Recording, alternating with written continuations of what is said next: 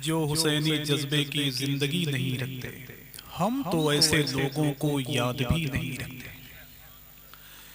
जो हुसैनी जज्बे की जिंदगी नहीं रखते, हम तो ऐसे लोगों को याद भी नहीं रखते।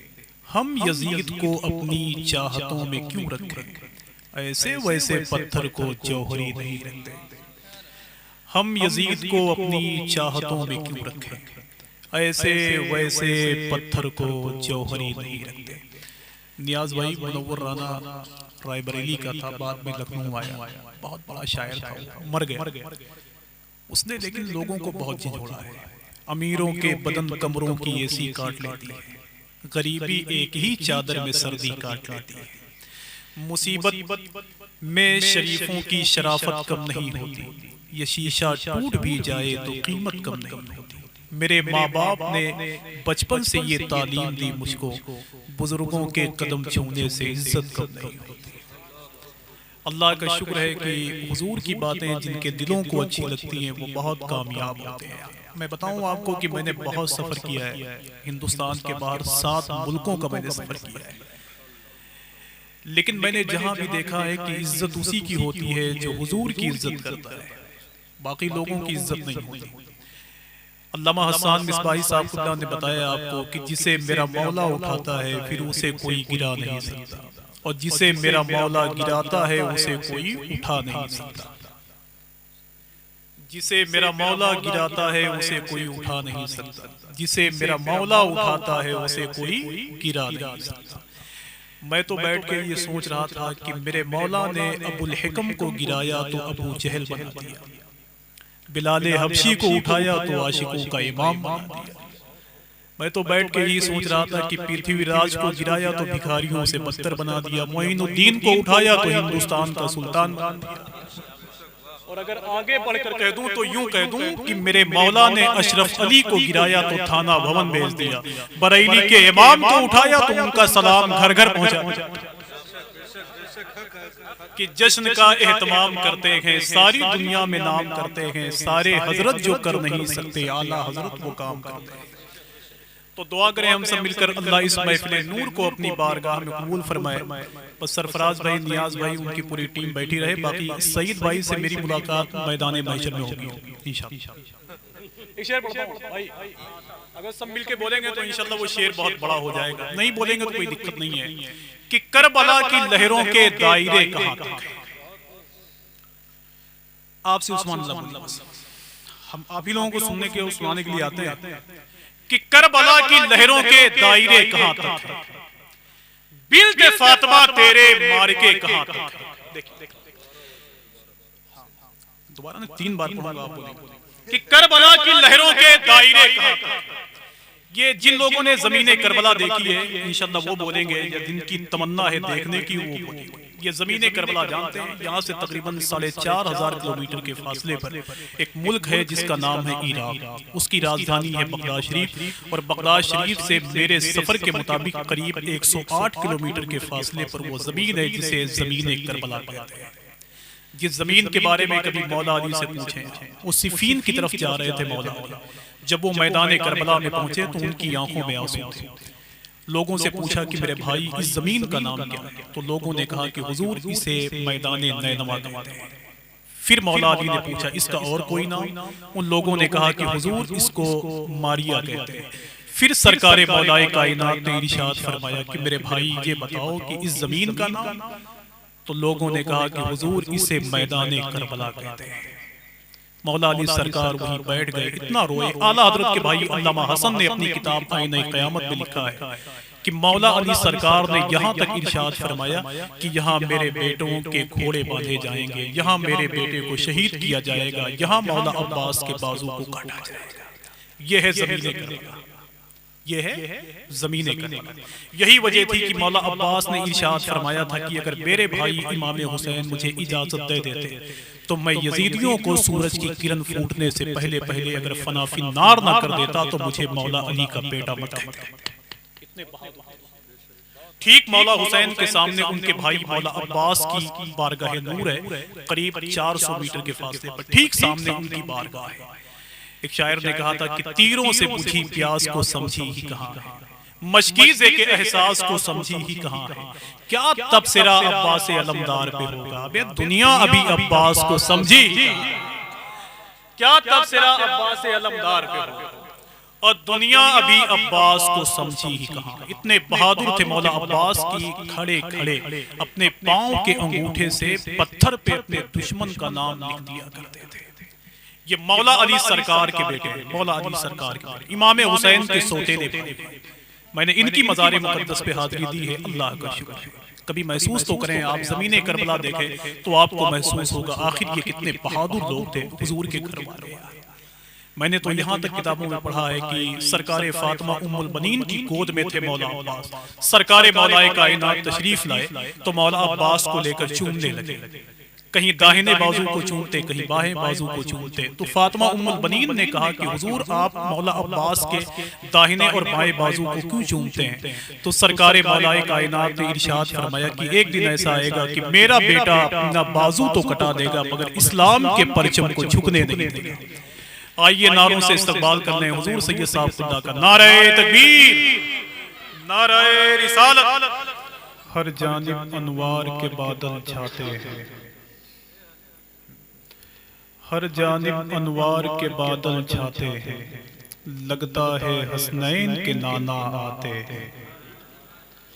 हर जानिब अनवार के बादल छाते हैं। जिन लोगों ने अपने घर में हुजूर की मीलाद की है वो थोड़ी देर के लिए महसूस करें मेरा आखिरी शेर कि हर जानिब अनवार के बादल छाते हैं, लगता है हसनैन के नाना आते हैं। जिस घर में मीलाद नबी की होती है उस घर को जिब्रील सजाने आते हैं। जिस घर में मीलाद नबी की होती है उस घर को जिब्रील सजाने आते हैं। अल्लाह के रसूल की पैदाइश मुबारका हुई थी मक्के शरीफ में, तो लोग मक्के शरीफ के चौराहे पर कह रहे थे कि पता नहीं क्यों आज पूरे मक्के का क्लाइमेट बदला हुआ है, मक्के की आबो हवा में खुशबू है। जिनको मैंने कल तक बीमार देखा था, अल्लाह का शुक्र है कि मैंने आज उसको उसके घर के बाहर टहलते हुए देखा है। तो एक आदमी ने उसी मक्के के चौराहे पर कहा था, तुम्हें मालूम नहीं आज मक्के में मोहम्मद इब्ने अब्दुल्लाह की पैदाइश मुबारक हो चुकी है। ये मेरे हुजूर की पैदाइश मुबारक की बरकत है जो अल्लाह ने ज़मीनों व आसमान को कायम फरमाया है। अब अगर आपका दिल कहे तो मैं इसे फिर से पढ़ लूं, इसलिए कि जहाँ के लोग बैठे होते हैं आराम से, तो मैं और आराम से बैठ के बोलता हूँ कि हर जानिब अनवार के बादल छाते हैं।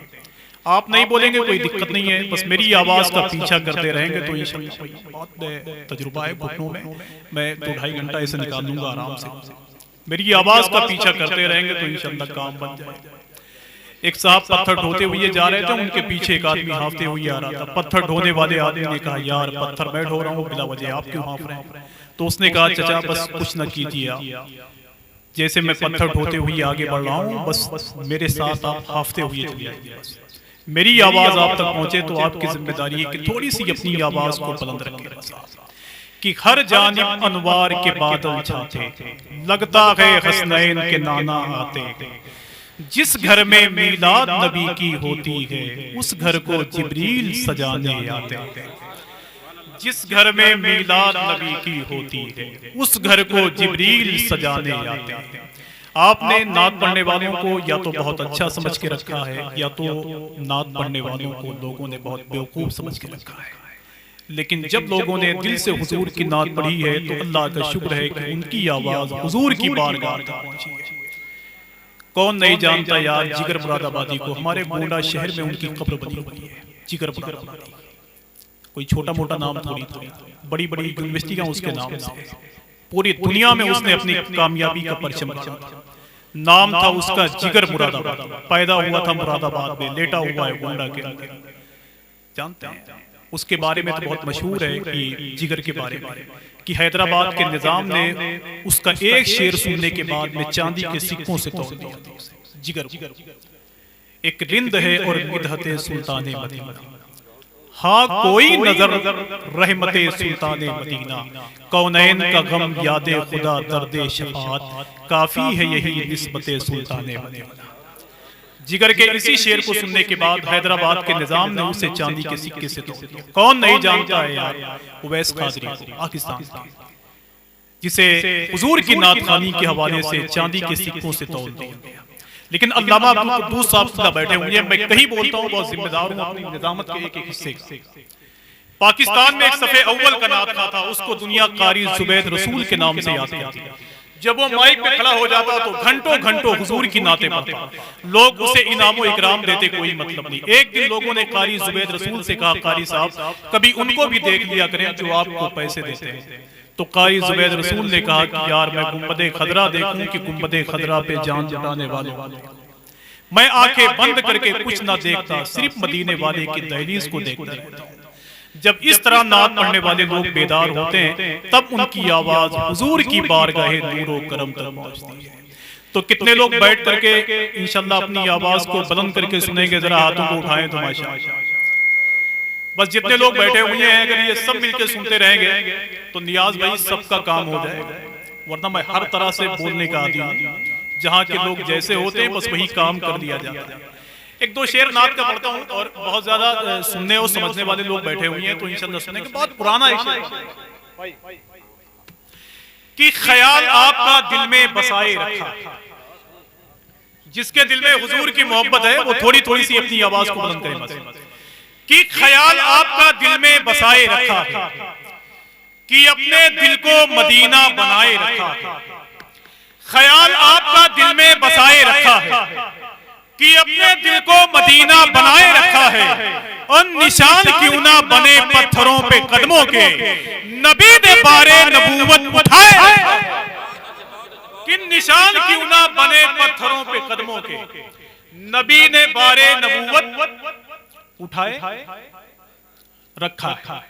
अच्छा, पूरे इलाके में किसी ने मना कर दिया है कि आप सुभान अल्लाह माशाअल्लाह कुछ कहने से। सिद्धार्थनगर का इलाका कोई नया नहीं है, मैं तो आपके इलाके में बहुत आया हूँ, अलबत्ता यहाँ नहीं आया हूँ और आइंदा सोचूंगा भी। कि ख्याल आपका दिल में बसाए रखा है। अल्लामा आरिफ साहब बैठे हुए हैं, अल्लामा सादिक साहब बैठे हुए हैं। पूरे जुमा में आपको सिर्फ यही बोलना है कि सुभान अल्लाह की फजीलत क्या है। कि ख्याल आपका दिल में बसाए रखा है। अब एक बोलता हुआ शेर पढ़ता हूं जिसका ताल्लुक मखदूम कायनात सैयदा फातिमा के हवाले से। कि ख्याल आपका दिल में बसाए रखा है, कि अपने दिल को मदीना बनाए रखा है। और निशान क्यों ना बने पत्थरों पे कदमों के, नबी ने बारे नबूवत उठाए रखा है। और कहां से होगा अभी वक्त सुबह सादिक का, कि फातिमा ने